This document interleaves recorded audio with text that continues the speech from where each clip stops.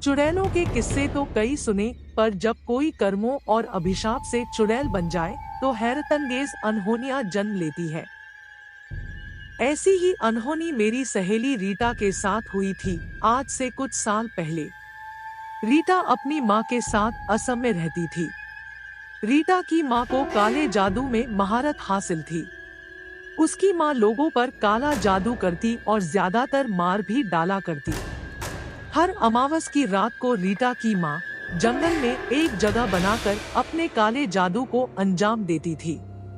कभी जानवरों की बलि देती तो कभी लोगों और बच्चों की। काली शक्तियों की उपासना करना, भूत प्रेत को वश में कर लोगों पर छोड़ देना, इन सब से लोग रीटा की माँ को चुड़ैल कहने लगे और बहुत अभिशाप भी देते। एक दिन रीटा ने अपना घर छोड़ दिया और कुछ दिन बाद अपने पसंद के लड़के से शादी कर ली। फिर भी रीटा की माँ में कोई सुधार नहीं आया।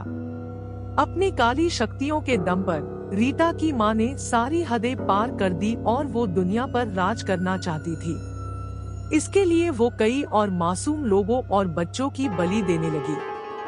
भगवान का भी कोई डर नहीं था और किसी भी धार्मिक स्थल में नहीं जाती। कोई भी रीटा की माँ से संपर्क नहीं रखता और वो बिल्कुल अकेली पड़ गई। कई सालों तक रीटा की माँ अपनी काली शक्तियों को लोगों पर आजमाती रही। वो बेलगाम होकर काले जादू से जो चाहती हासिल करती, लेकिन बुराई का अंत एक दिन हो ही जाता है। रीटा की माँ शायद भगवान के न्याय और कर्मों के फल का मतलब भूल चुकी थी। रीटा की माँ अचानक बहुत बीमार हो गई। उसे लकवा मार गया। इस बार उसका काला जादू भी नाकाम रहा और उसका ख्याल रखने वाला भी कोई नहीं था। डॉक्टर के इलाज शुरू करने से पहले ही उसका हाल और भी खराब हो गया।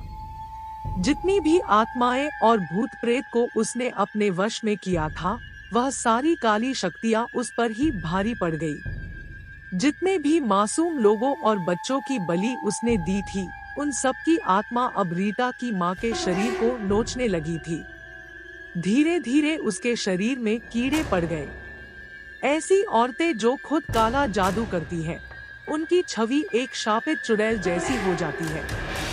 उनका अंत में रीटा की माँ जैसा ही हाल होता है।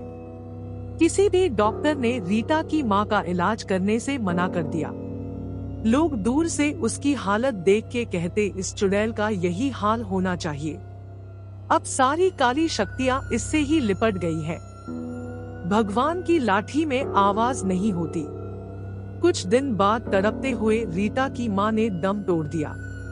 वह सारी काली शक्तियाँ और भूत प्रेत रीटा की माँ की आत्मा को अपने साथ ले गई।